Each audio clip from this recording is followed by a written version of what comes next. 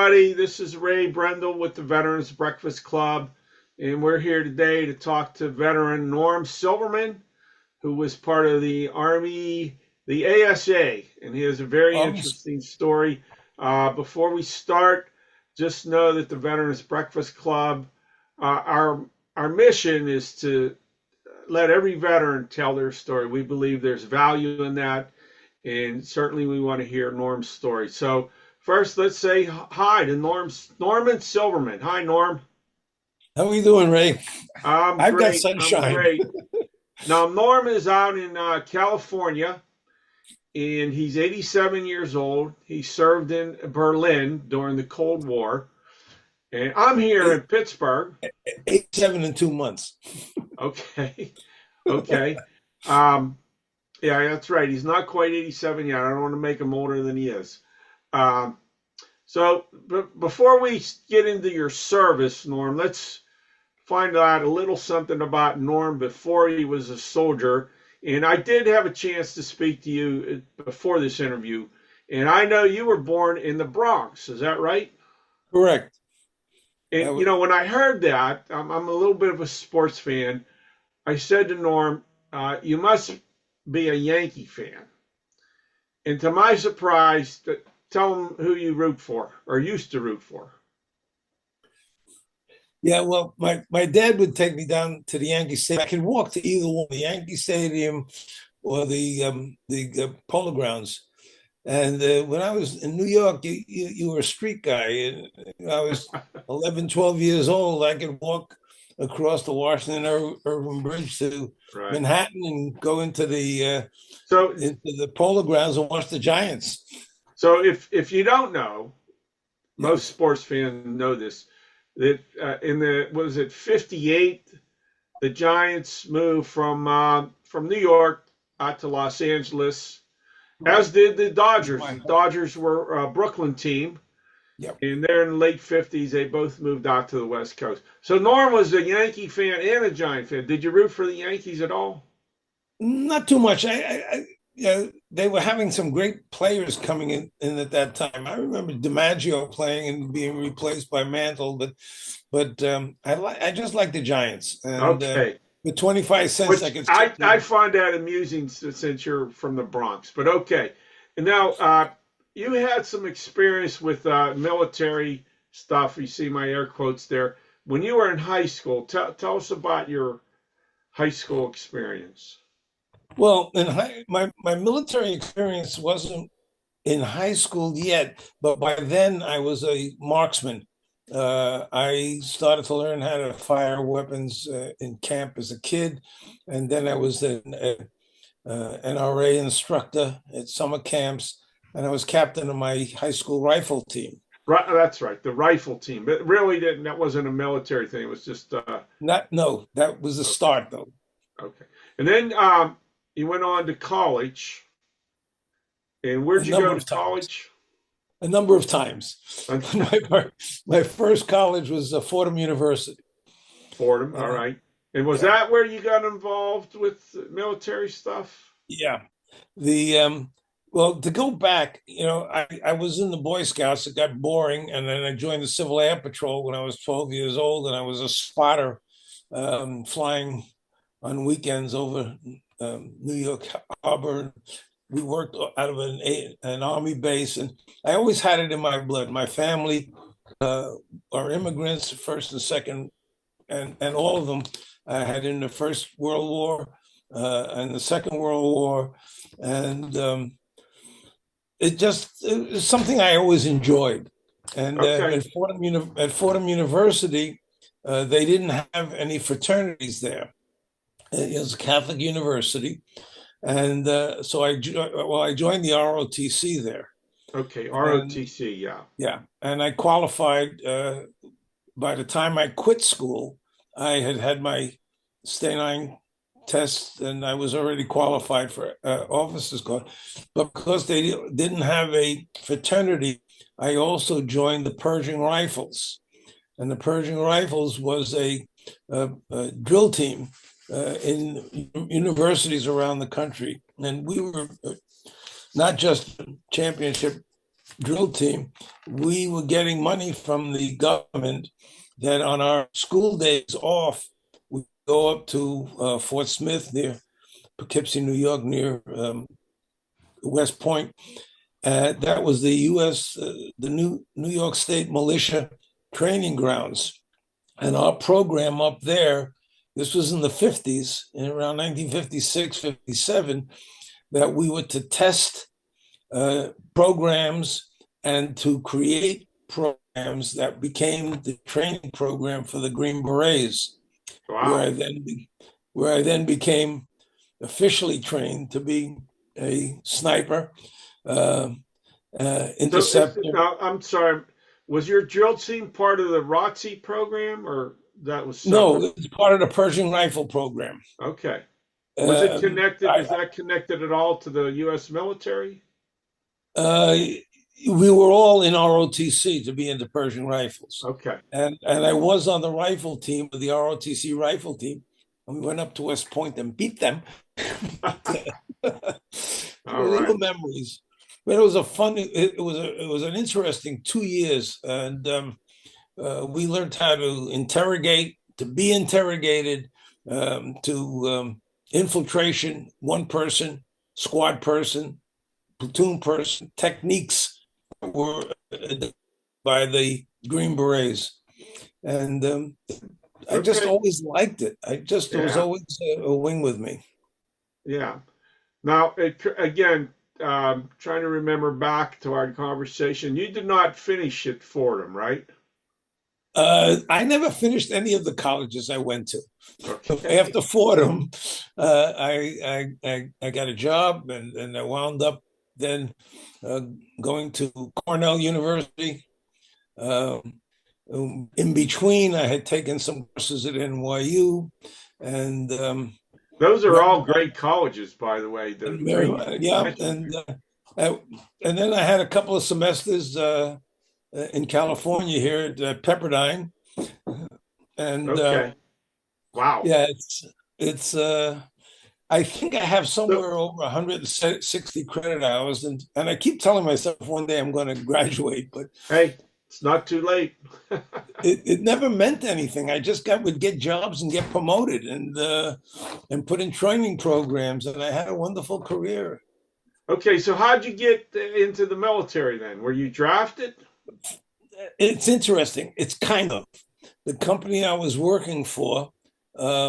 I was in their training program, executive training program, and they came to me and they said that you have a number where they're not going to draft you until you're 26 years old, and we don't want to lose you at that time. And you are capable to volunteer for the draft, and we will hold a job open for you. When you come out, we'll get incremental increases and a promotion into the next level. And I said, I'm going to have to go anyhow, so let me volunteer, and I go. And then, so you enlisted.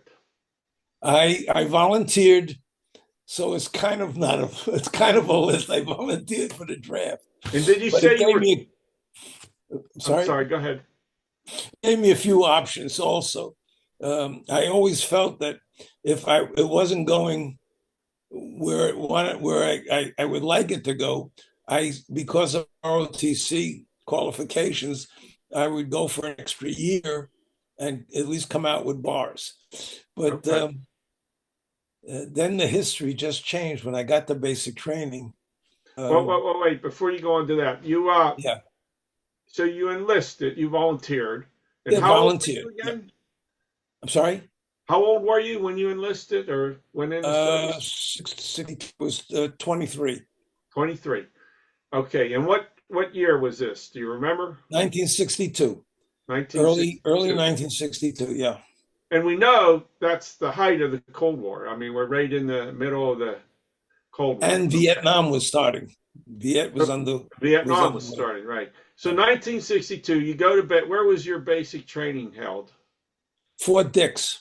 Fort Dix. And not just there, but when I got there, and the first muster, they asked if anybody had any military experience at all, because were losing cadre. They were pulling their guys out and sending them to Vietnam, and they were shorthanded.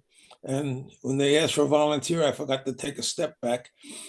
and, and I told them what my experience was, and they gave me sergeant stripes, and I became platoon sergeant, 3rd Platoon H Company. In basic training?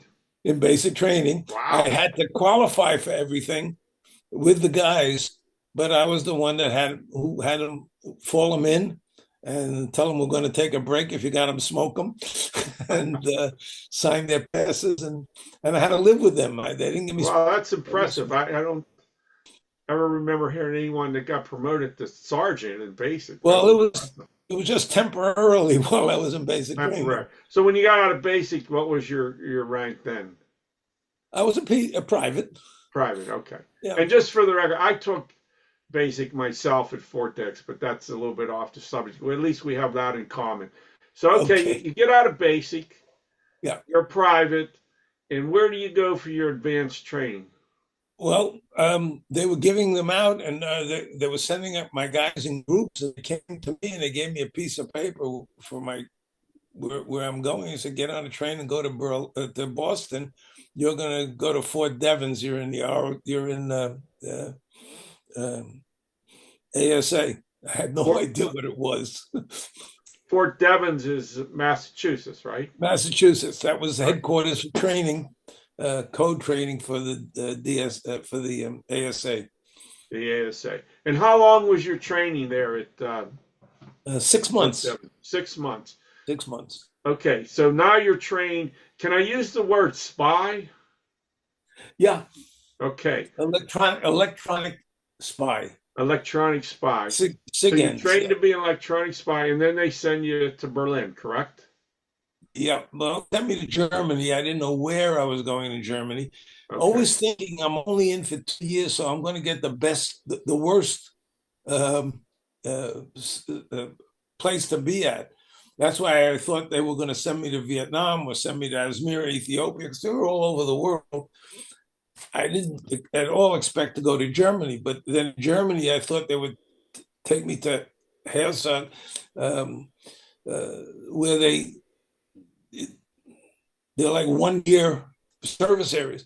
And I showed up in Frankfurt for an interview. They gave me the same day, gave me a ticket and got on a train and sent me to Berlin. And I was there. Yeah, I think, because that was kind of my experience. I flew into Frankfurt, and that's when I found out where I'd end up in Germany, not Berlin. But you didn't know till you got there, and then they sent you to Berlin. Yeah. Okay. Now we're going to talk now about your experience in Berlin, which is really fascinating. And so for the listeners to really understand Norm's story, I'm going to start this PowerPoint up. He's got a wonderful slide presentation, and I think it will really enhance his experience. So just give me a minute here. We'll get this going. Okay, how do I start the slideshow? Right there. Okay, so here you are. You made this this slideshow back in September. You could see this, right, Norm? Yeah, and that's where I lived. Now, just as an aside, the regular army in Berlin were at Fort McNair. And they were civilians off base, and they still had to wear their Class A uniforms. When I got to Andrews Barracks, that was for special units. We had both of those are in Berlin. I'm sorry? Both of those facilities you just mentioned are in Berlin. Correct. Yeah. So Andrews Barracks, you could see the signs that Special Troops, United States Army. Does that say the Berlin Brigade? Is that what that says? Yeah. No, that was Army Security Agency, Special Secret Region Group, Det A, terrific bunch of guys. They had a band there. There was a guy I know who was actually regular Army intelligence unit, and he was lent to the CIA, and he built it at Andrews Barracks in the same section of the building that the Dead A guys were. So, yeah, it was all special guys. Most of Okay. us just. Okay. Now you've mentioned regular Army several times here. Were you not regular Army? I would say we were irregular Army. Uh, the Army trained us, paid us, but our immediate supervision was agents from the National Security Agency. We had one for the whole unit. We only had one officer, our captain, our commander.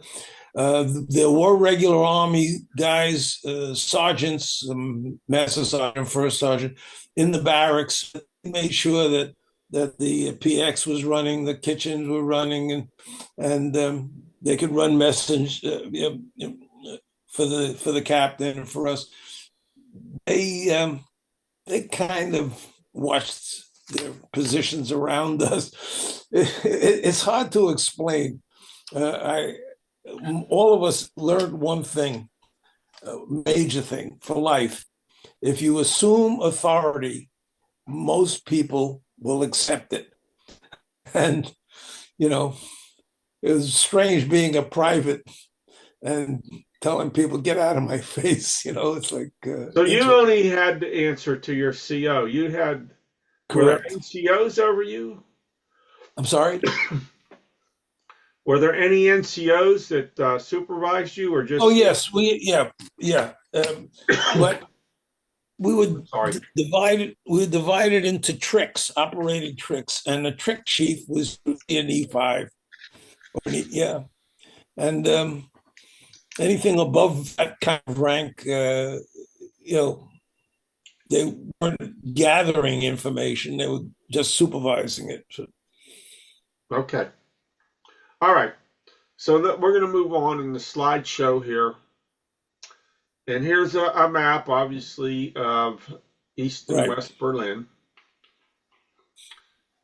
Famously, here in the middle, Checkpoint Charlie. I think most people have heard of Checkpoint Charlie. Yeah. Now, is there anything you want to tell us about this map related to your service? Yeah, it's interesting. The Grunewald, where we were stationed, is a huge forest. They hunt there, boar and deer. It was a huge forest in the Grunewald, and we had our facility there. Rudau was on the border where there had been a tunnel from East Berlin to West Berlin that had a main phone line that ran through East Germany, and we would go into the tunnel, the guys in Rudau, and into it. And the Russians eventually just collapsed it. But their purpose was to locate and track missiles. Anytime mobile was going to start up and move, and it was carrying missiles, we knew it. Our guys in the Grunewald were primarily for code interception, all kinds of. We picked up some verbal. Sometimes we'd have to listen in, and we pick up guys in the American units that were breaking security. But basically, we intercepted code, high-speed code from spies. Okay. The Teufelsberg was a mountain that was built from rubble of the war, and it was 310 feet high. Teufelberg means Devil's Mountain. And I think you have a picture of that later on, right? Yeah. And I'm sorry. Well, I have a question. So here, people probably know this if you like history, that Berlin was divided into the Soviet section over here, and then the French and the British, and then the Americans were in the southern part of Berlin. Correct. Do you know, were the Brits and the French, were they intercepting Soviet messages? Oh, absolutely. They were. Yeah. Not to the degree that we did. They were mostly watching the borders, and their for military purposes if the Russians come over the wall. But the Brits and I think I can tell you that one. We shared one location with them, and Well, the French. I'm sorry. Go ahead. Keep No, interrupting. the French was a good place to go and eat at the young men's at the military mess area. Their food was fantastic. Okay, so were you allowed to go into the British and the French section? Oh yeah, sure. Yeah. Yeah, we go to the British sector and play snooker and get good scotch and go get did you food just up say I don't remember? Did you share information about the Soviets? We didn't. Okay. I'm positive NSA does. So I don't think I mentioned at the beginning. I'll just tell the people listening in that some of this stuff that Norm worked with, some of the information is still classified. Obviously, we're talking about the stuff that's not classified any longer. So if I ask any questions, he's just going to tell me, classified. But this is a cool map here. Okay, we're going to move on. Tell us about this slide here. That's the view. That's when they were just starting to build on the top of the Teufelberg. And that's a view of West Berlin from there stood. Berlin was barely at sea level. And when you have a hill that's over 300 feet high, you could get line of sight to intercept a lot of information coming from Eastern Europe by picking up the relaying coming in on other antennas. But this is when they were just starting to build the Teufelberg. That was in the beginning and it was all made of rubble. And they picked up the rubble from World War II. We didn't know until recently. We thought it was just all gravel and broken homes and buildings. And it turns out that we just found out on a release that it was also factories, fuel, military residue, chemicals, and things that had lived, cats, dogs, rats. And so was it toxic? I'm sorry, we just found out now that it was probably not as toxic as our fire pits, but yeah, it was. Okay. Who knew? I know something similar. I had the good fortune to go to Munich, where the Olympic Village is. And there's a hill there that overlooks the Olympic Village for the 1972 Olympics, of course. Yeah.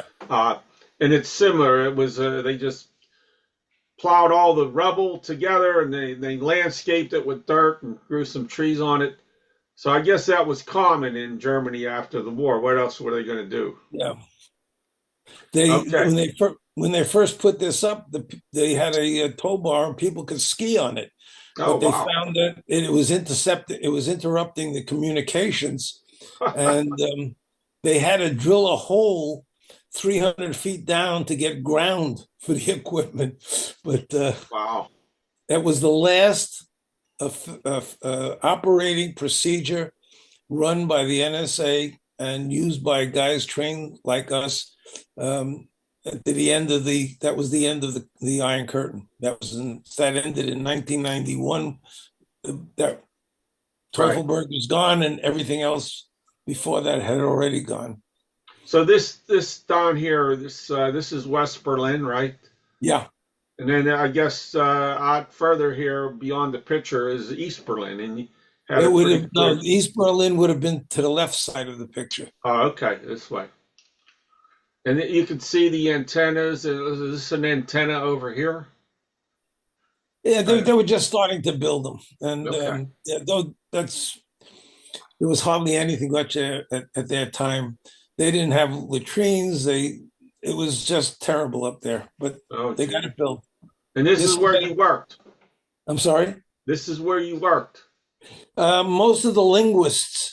The language interceptors worked up there. Later on, we all moved up there. I was gone when they moved our unit out of the woods and put that up there too. Okay. Go on to the next slide here. Yeah. Rudau is the one I mentioned that just tracks on motion, mostly where missiles were moving. The one on the right, the Grunewald, was the house I worked in the woods. And you can see just a little part of the antenna field, but there was about 2 acres of antennas. The rest of it was all woods and wired. So this is out in the woods, and they just clear an area and build these buildings, and the sole purpose was to monitor the Soviets. Yep. Right. If you move your finger up a little bit and to the left, right up to here where mine is, that I moved it, I guess. That's where I could look out that window and see what was outside. On this picture? Yeah, right there. Yeah. Okay. And that side was where the offices, not offices were, where the Sergeant B, your trick chief, would work. And a little further to the left was a fire pit.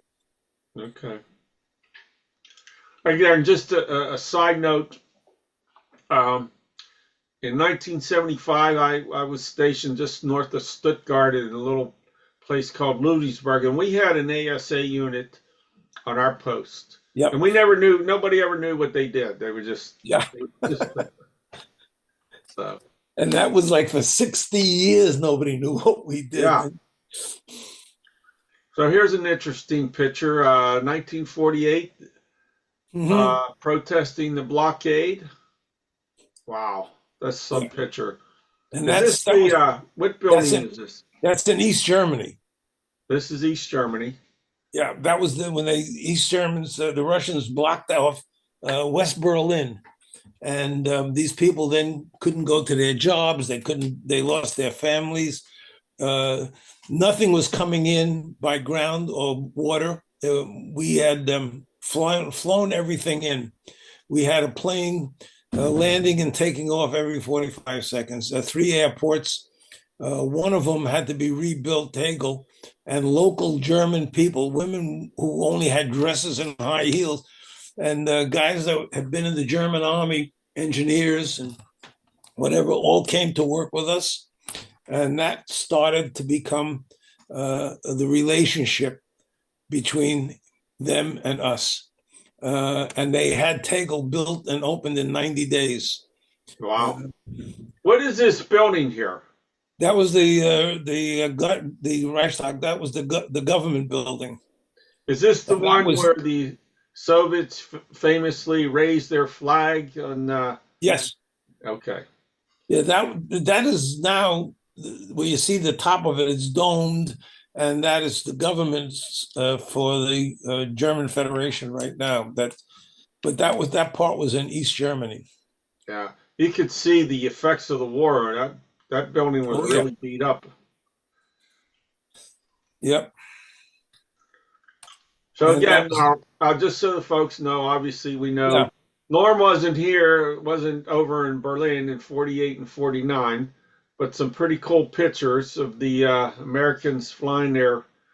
I guess they needed food and water and medicine and stuff. Coal and a plane would come in. They have 40 tons of stuff on it. The one up on the left side, I think that was the candy guy. He would have Hershey bars with handkerchiefs on them, but he could only take enough in his cockpit because it would take away weight. And they would let the city, when they were coming, the kids would all come out. And that plane is on view now at the Allied Museum in Berlin. That's where we got the name from the people when they asked, what do you think about the Americans coming in and the Allies coming in? He says, we were referred to as the angels on wing. Those were our angel wings. So he would just drop candy bars out the window as he was landing? Is that? Yes, yeah. Cool. and there were 3 air lanes that they could come in on. We lost a few guys. These were guys that just finished World War II and come back. The Brits were in there, the French were in there, and we had a few guys crash. And Okay. but it was amazing. It lasted 10 months, and as I said, a plane landed and took off every 45 seconds Okay. at one of the airports. Now here's another couple interesting pictures. Can you tell us briefly this one on the left, the East Berlin uprising in 1951? You know, they come out, the Russians come out, and they turn on the hose from the water cannons, which, by the way, that water comes out of cesspools. Oh, But they tried. That was in 51. That was even before the wall went up. Just when it was just becoming difficult to cross the borders. yeah. I just, it's kind of striking, this picture here. I can't imagine throwing rocks at a tank.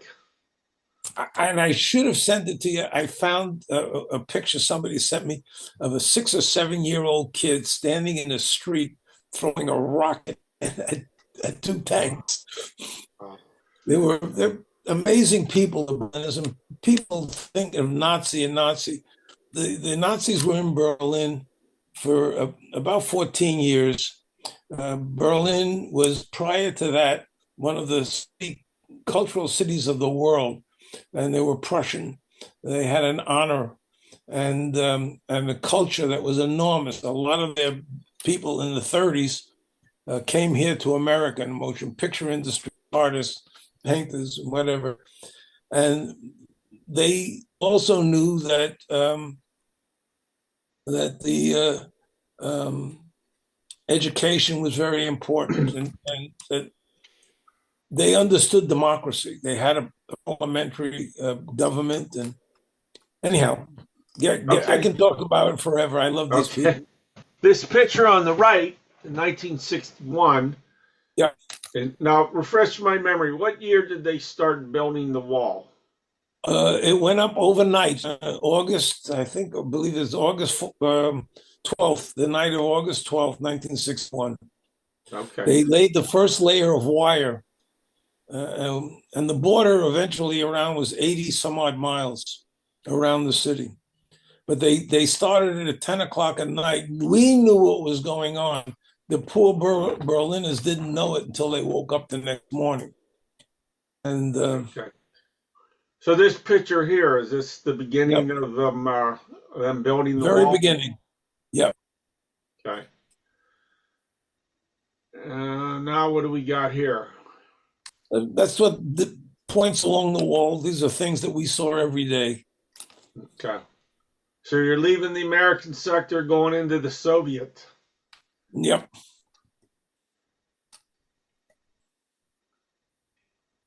The Brandenburg Gate was in the side of East Germany.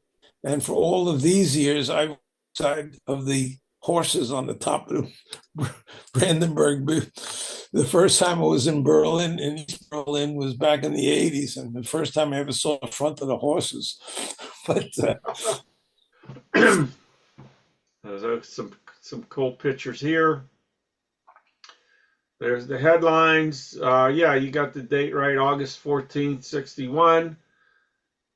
Red Seal off East Berlin. Wow. Yep. Now, again, you weren't there in Berlin yet. I got there. Yeah, I got there the very beginning, very first week of 63. They were starting to cement out the wall, put up more bricks, and yeah. This is a kind of a sobering little note down here. Any East Berliner who stepped into this strip of land could be fired on without warning. Wow. A lot were. Wow. There were a lot of people trying to get out. I have a story for that down the road also. So here's the as you pointed out, the first wall, in my air quotes there, was barbed wire. Yeah. That was the quickest they could put down. There were 4 different periods of time where they built and reinforced the wall. So in this picture here on the right, Yep. are these West Berliners saying like, "What are you Yes, doing?" yes, those are Berliners. Wow.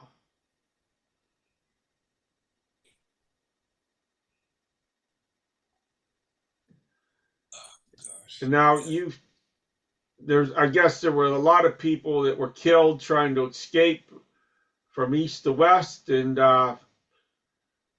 here's Ernst Munt, however you say The it. total amount, I think, is not known, but there were quite a few hundred people.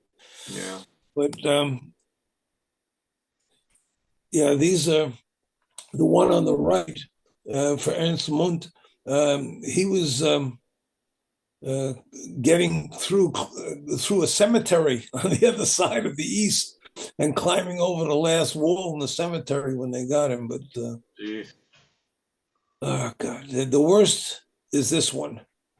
The worst on the right, Peter Fechter, 19-year-old guy. The buildings were cemented up on the west side, so they couldn't go through a building. They vacated buildings, and he got into the building and jumped down into an alley space between the building and the wall. And at the end of the street, the Volvos that you see holding, one of the rookies there took a shot and hit him in the groin. And we sent ambulances over back to the tank, but they wouldn't let us in, and we couldn't force our way in, and they let him lay there until he died.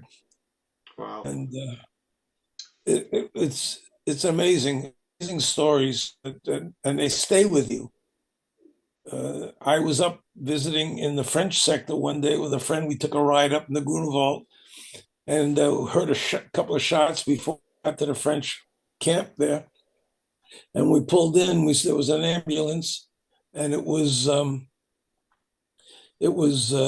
taking somebody away. And I said, "What's going on?" He says, "Well, he'll be okay. He was just shot in the shoulder coming over the wire." And I looked to the right, and there was the fences, and then the big field, maybe almost a quarter of a mile across, and the tower, the watchtower. And I looked up at the fence right next to me, and at the top of that wire, and I didn't have a camera, on the top of that wire was the guy's gloves. Oh, wow. You want to know what the freedom is? Yeah. Yeah. I get emotional. I'm sorry. That's all right. That's all right. No need to apologize. And here's the famous Checkpoint Charlie. Yeah. Yeah, we had a face-off. Interesting, we had 4,000 troops there and a couple of more thousand in the Brits and the French, but in the American sector, Checkpoint Charlie, we had about 4,000 guys. They had 4,000 tanks. Wow. And they had over 100,000 guys within one day's position. If they ever wanted to come. But the Berliners were amazing. They would come out, they'd give our guys in the tanks fruit and throw up flowers with them and be there with them where the fights where it could bust out at any time. Let me ask you a question. I think we've all heard of Checkpoint Charlie, but I remember reading a long time ago, there were a couple other checkpoints, Bravo and Alpha. Yeah, originally, there were about 40 crossings, and they started to close them one at a time, and we did not stop that, which is one of the mistakes. And they left 1 or 2 openings in each sector. Yeah, B and A. I think B was in the French sector. I'm not sure, but yeah, they left us with 1 or 2 crossings in each sector, because our guys still would travel with them. We could, our MPs, our diplomats, they could drive special license plates, and the Russians could drive through our area to see what was going on too. But yeah, just those were the So did I understand you right? The Alpha and Bravo checkpoints were not in the American sector? I think A may have been. One of them may have been. I think both of them. I think there are only two, I think, in the American sector, I'm but just I'm not curious sure. why Checkpoint Charlie became so famous and the other two not. But Well, it's location. okay, It was location. It was okay. off main streets and main parts of the city. So again, some more pictures of Checkpoint Yeah. Charlie. Yep. Okay, now you have an interesting story about the Yes. JFK visit. Yeah. We had we found out later, but the we had gathered enough information. I had a telex declassified where the NSA sent information to the CIA that something was going to happen, that they were gathering excessive amounts of um, cement and wiring in their facilities there. They were moving their troops around, repositioning the tanks. That was about 10, that telex was sent, or FedEx was sent 10 days before the wall went up. And it went directly to Washington. Kennedy was on vacation in Hyannisport. The CIA didn't get the information to him until 2 days before the wall went up. He acted immediately. Vice President Johnson over there within days after the wall going up, and Bobby Kennedy and his wife were there a couple of months later, and they were reinforcing the people that an attack on Berlin is an attack on New York and Washington. Okay, And I did not know that Bobby Kennedy and LBJ went to Berlin. Did not know that. That's cool. Cool information. yeah, they calmed them. They calmed them down. They calmed the people down. And that's the Brandenburg Wall. Also, just the 2 or 3 months, or 4 months after the wall started going up, and you're looking into East Germany, and that you can see the horses on the top. I could only see the rear ends of those horses. And here's the wall. Now That's at the this wall. point, they have Yeah. more than. Am I correct? This is the wall down here. Yes, that's the wall. And at this point, it's a lot more than just barbed wire. They got some Oh yeah. bricks going Now, up there. to this day, the Brandenburg Wall is the center, the main center of interest in the city. Like right now during Hanukkah, they have a huge menorah there, and the mayor comes out and lights the light up every night. Um, but yeah, that's And this is an interesting picture down here in the yep, bottom right. Is that a guard tower right there? that's a watchtower. Is that the Soviets or the? That's a Soviet watchtower, and they would Okay. have dogs running through those areas. And this where your needle is now, you're in This is West West Berlin. Berlin, Yeah, and this is East. yeah. Now, let me ask you this: did the Americans and the Allies did they have watchtowers?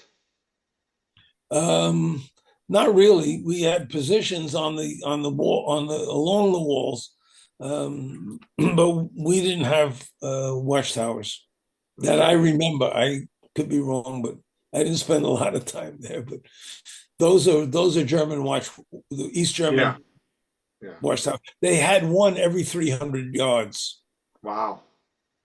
roughly. And as you can see in the bottom picture, how they separated families. Yeah, it's heartbreaking.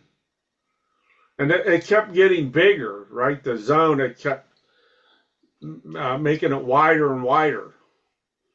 Well, yeah, the distance from the wall um, to the tower was usually could be as much as a quarter of a mile, Wow. and they're broken down into sections. You'll see later pictures where there were tank traps, there were minefields, There were great, great areas where they could see footprints. If they wake up in the morning, somebody went through there, and they had areas where dogs can roam. Again, this is kind of sobering here. The Yeah, label death strip.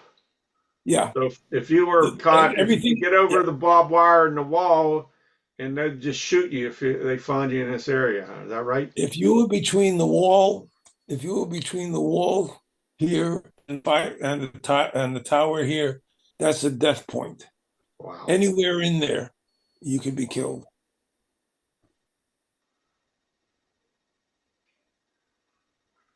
Like somebody's protesting here. There's only Yep, one Berlin. yep. There Again, was only one Berlin. Yeah, just sobering pictures here. yeah. And we saw that all the time, and where you couldn't miss it, and you knew on the other side. Is this East And Berlin here? These buildings on that's East picture on Berlin, the, and what is all of that? that area from there to the barbed wire. These are tank traps, but from there to the barbed wire is dead man's territory. That's how far they protected So Atlanta. this photo, we're looking into East Yeah. Berlin. These are East East Berlin Berlin, buildings back here. yes, East Berlin. Okay. Okay. So I heard just a little. I don't know any details. What is this face off? What happened? First, do you know when it happened? Yeah, this is 1962. 62. Um, and this is when they were coming up to the wall, and we would face off against them, let them know we were here. And they were usually at cross points. It was constant. It's amazing. No, somebody never pulled the trigger because it would have gone Wow. crazy. So there wasn't one particular incident. This happened on a regular basis where these tanks would square off against each other. Um, yeah, if crowds were gathering, or there were protests going on, and whatever it was, if the Russians moved their tanks, we went and faced them. Wow. So as you just said, it's amazing. World War III never started. That's Somebody another with story. a heavy trigger finger Yep. accidentally pulls a trigger. Who knows what would have happened? Yeah, and you can see the people in the street here. The Berliners, they were just out there cheering our guys on, and brave people, just brave So people. in this picture on the right, Yeah, this is West Berlin here in the bottom, right? that's correct. And up here is the East Berlin. East, correct. It looks like there's a lot of East Berliners out Yeah, they're also. harassing the guys in the tanks. Oh, they were. Oh, Yeah, jeez. That takes some courage there. yeah. Wow. And you remember this? The West alone was 3 million people. Uh, Wow. Pretty much by that time, it had gone from 2.5 million to about 3 million by that time. Do we know how many East Berlin citizens there were? Yeah, I don't know what it is, but yeah, it was a substantial number of people. And in the millions. Yeah, and maybe a million or more. Yeah. Now, this is you talk about World War III, and I'll hold this up. I don't know if you can see it. That this this was a story, and it's in our book. One day, Mr. One of the NSA agent, Mr. Hathaway, came into the trick, and this is just before I got there. It was my friend Mike Story was the trick chief, and they went to the facility in the woods, and they said, see if you can do this for us. We find a very high frequency, low powered signal that comes up Berlin time around 9 o'clock at night, and it's a high speed transmission of some kind. See if you can pick it up, and if you happen to can find it, see if you can get an azimuth on it, part of a directional finder. And if you're really lucky, see if you can capture the transmission. And my buddy, Bill Gasser, who lives now in Switzerland, he was on the machine on the DF that night, the next night, and he picked up the signal. He found it and he captured it on our high-speed our high-speed magnetic tape, and called Mike Story over, the trick chief. He says, "I've got this thing, but it's a strange high speed. It's not Morse code. I don't know what it is." And he slowed it down, and it was 10 tones, very short, quick transmissions, and they were musical tones. And you can convert those. I think this is declassified. You could decode those, put those into numbers, and Mike was able to do that, and broke the code a little bit. Wow. And a few days later, Hathaway came back and thanked him for the guys, and Gasser looked at him and said, "You know, whatever it is, it's moving. You know, because my azimuth is moving. It could be anywhere from Canada to South America because it's a straight line that we find it." And Hathaway broke security. Big mistake, but we kept it quiet anyhow. And now it's known. It's in our book, Spooks in the Woods. He told the guys that, yeah, it's moving.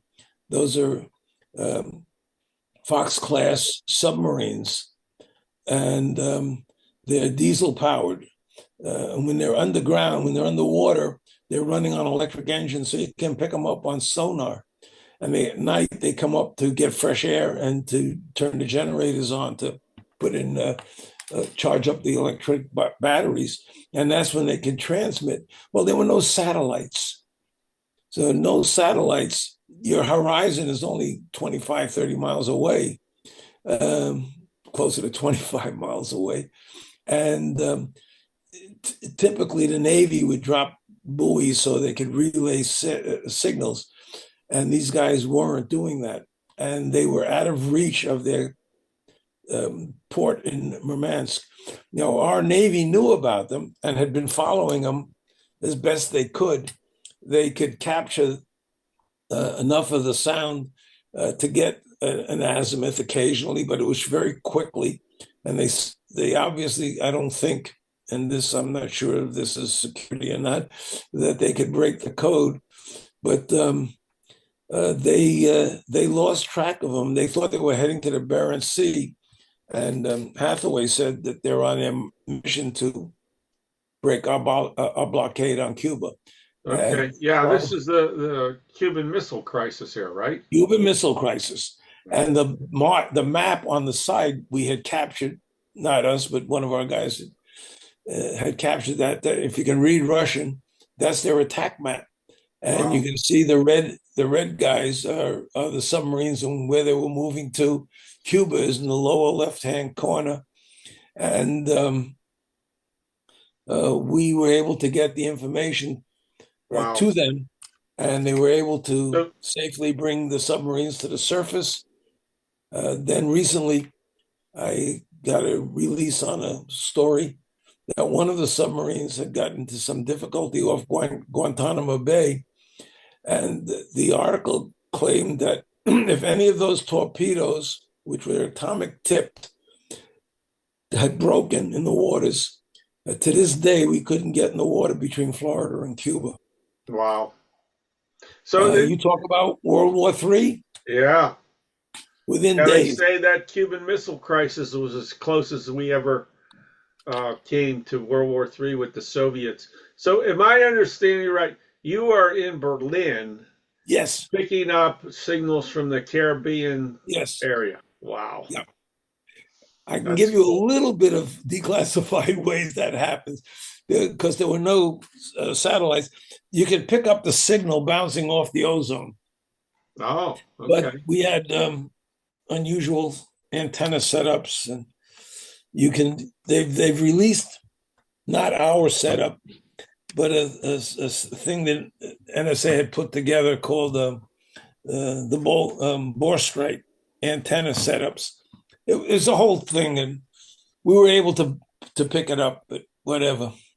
Okay. And so, who knew that somebody in Berlin could do that? Yeah, that's amazing. That's amazing. So here's I guess this is the route of That the they were Soviet taking. subs from Yeah. the Baltic Sea way up here Right. going to. Yeah. Wow.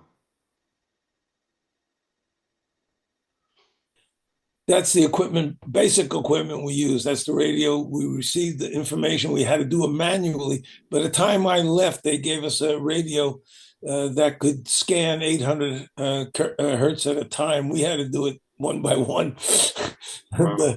and listen for the correct sounds. And when you got it, you turned on the high speed magnetic tapes because everything could be slowed down later and copied over. I could copy code probably somewhere This is around. an amazing piece of equipment here. Yeah, simple. I could if I picked up a signal that I knew and could identify as a high speed transmission, I could capture it, and then when I slowed it down, I could type probably about 35, 40 words a minute on the code, and a lot of other information that we would get from the signaling too. Look up codes and when they're going to, anyhow, a whole bunch of stuff. I just, I'm amazed by all these knobs you had to turn to. Yeah, well, you only used the main one was the one underneath the dial. So the rest of them were preset. Yeah. Okay. All right. Now, so here's JFK. Yeah. The famous Ich bin ein Berliner. I didn't say that right. Yeah, this was before he was visiting with General. I think General Clay was making a speech to some of the local troops in Berlin. That was before he made the speech. So is this picture in Germany somewhere? In Berlin, yeah. It's in Berlin. Okay. Mike Story took this picture. Okay. There's the Ich bin ein Berliner. That's the speech. Okay. And, I asked you this when we talked before this interview. I'm going to ask you again. Did he say, I want a jelly donut? No, here's the story. Okay. The main, the pastry that the city is known for, called a Pannkuchen, is a jelly donut. And if you went to a bakery outside of Berlin, you'd walk into the bakery and say, Ich bin ein Berliner. They would refer to the jelly donut as a Berliner. Not in Berlin. In Berlin, it was a Pannkuchen. Yeah, so, I've heard that story, and I cannot speak German. Yeah. So is this correct German? Yeah. Is he really saying, I am a Berliner? Yes. He said the word, the more words to that. The proudest thing during the Roman Empire somebody could say, I think it was Civicus Romanus, I am a Roman citizen. And in today's world, free men can say, I am a Berliner. So it's actually two meanings. Like you're a citizen of Berlin or you're a jelly donut. Yeah. Yeah. Okay. I always find that amusing. Yeah. Part of the culture, we spent probably 80% of our time, our unit guys, with the city. I hung up my Class A's when I got there. I didn't put my Class A's again until I left. When I went on work, I wore fatigues. I didn't have to tuck them in, and that was an 8-hour day. But 80% of the time we were in the city, and the city and the Americans helped Berliners recover the famous culture that they had. And the Congress Hall was a gift from the United States. Pretty cool. Pretty cool. Yeah. Still there, still works. This is what we did on our spare time. See these guys over here, those are our guys. Right down the road from us was an orphanage, the Kinderhaus am Fichtenberg, and we would go there. At the end of the month, we got our paycheck. We'd all throw in $5, but not all of us, but a lot of the guys would go down there and put on parties for the kids, um, birthday parties, and we had a very interesting commanding officer that if we needed a bus, all of us to get a driver's license had to qualify for every vehicle in the pool. So we had these 50-passenger Mercedes buses, and we would get a pass from this wonderful captain, Captain Mike E. M-A-U-S. You got it? Captain Mikey Mouse would sign the pass, and we drive out of the motor pool with a diesel, and we take the kids to the zoo if the circus was in town, or we take them to parks, and we gave them some parents to look up to understand. I've got letters of thanks from 30 of the kids that.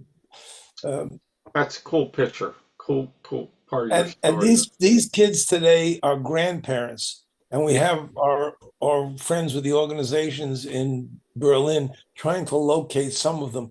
You can't find the women because they changed their names when they married, but we can find some of the guys and get their stories.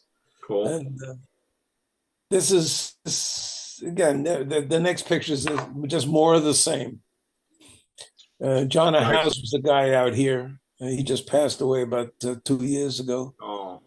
He's the one on the left. And that's an interesting story. Yeah, John? yeah. Okay. Yeah, John, yeah. He was there in 60. Now, this is interesting. One of our guys, a friend of Mike's, was walking around and found a big estate building that had been bombed. And he walked into the ballroom, and on the left is what he saw there. And he knew what it was. The Siemens Wurlitzer was one of the largest pipe organs in the world, and it was destroyed. Now, this guy Martin, he and his father had a business making the automatic pianos, and Martin knew how to rebuild this Wurlitzer. Mike was a welder, so Marty put together the whole procedures. Mike did all of the welding on it. On the days off, our guys in the unit gave them some cots to sleep on.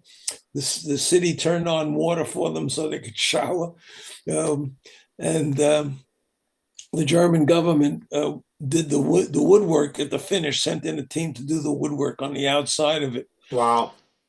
We rebuilt it. And interesting, Martin gave Marvin was gotten a certificate allowing him any time that he was in the area of the Wurlitzer that he could go in and play it. Wow. He didn't know how to play an organ. he just knew how to build it. That's a cool story. Yeah. And somewhere we have the tape of the first sound, the first music was played on it. This also continues with the association and being part of the Berliners, and they still have this Folkfest every year. It's their thank you and an expression of their appreciation of the heritage of America. They make their own costumes. Fortunately, they used German food and German beer. But I don't think Native Americans dressed like this, but okay. Yeah, but it's a thing that they have, again, going on with the culture. Mike Story took this picture of Ella Fitzgerald when she was there. He had to come up. The GI guys, the regular Army guys would get free passes and they'd take the front of the theater, and our guys would in the cheap seats up in the, because we weren't there. We were just civilians there. But this is pictures of the city and the fact that we were Berliners, and we participated with their lives. That's cool. just some more of the city and what it was like. It was alive. If you went into the same time into East Berlin, in my brain until recently, anytime I looked at East Berlin, it was in black and white. And anytime Wow. I looked at Berlin, it was in Technicolor. I've heard that during the I'm sorry. Soviet occupation of East Yeah, Berlin, East Germany in general, was kind of just yeah, very gray. yeah, yeah. Yeah. Yeah. Not much food, not much party, not much. Now that's the tour, the Teufelsberg when it was built out. Was Do you this remember the first picture we showed of the mountain? This is this the was the end mountain. result This is the here. one you saw at the beginning of the presentation. Okay. This is when it was built out. Wow. And we did share space up there with the Brits, which was good. And because they would send up a truck every day with food that the guys liked. Okay. Anyhow. All right. So when you ended your term in service, how long were you in the service again? I was active in the service for 2 years, and 2 then I years. was on the call. My reserve was, I think, 6 more years, and then I Okay. found So out. Then I found out that if they needed me, I could be called in until I was 65 years old. oh wow. They didn't tell me that up front. Yeah. Now, so when you left Berlin, were you out of the service? You went home at that point to be a I civilian? went home, but I was still in the reserve. Yeah. They But only called me up once and then canceled it. oh, And, but you were done with active duty. I was done with active duty for all practical. So yeah. So then just tell us quickly, like after your time in service, you were what, 25 when you got out? I was 26. Yeah, 26. And did you got married, had kids, had a good career? yeah.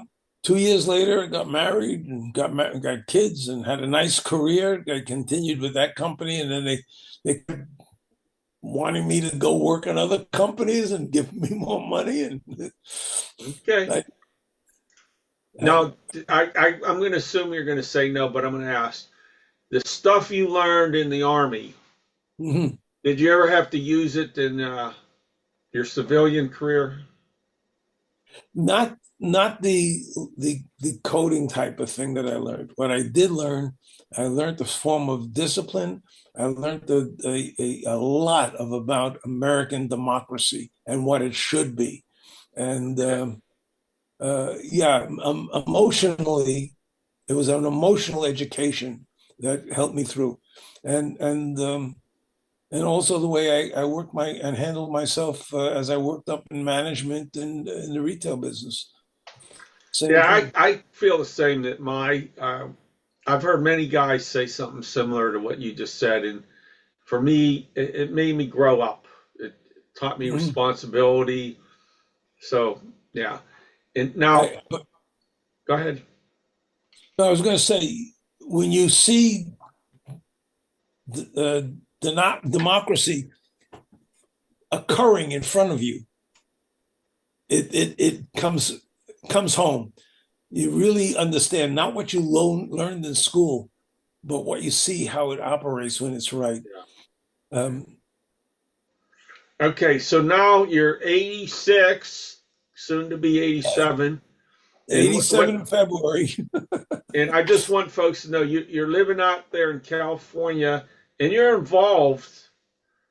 Tell the folks what you're doing now as far as your experience in the Army. Well, once we started to get declassified, one of our guys started to put together a forum and and find us. This was around almost 12, 15 years ago. Bev Howard, and he got everybody together, and we've collected over 2,000 photos that our guys took. Um, I don't know, probably 10,000 emails and communicating and back and forth to confirm what we thought we knew and what was truth and what was not true.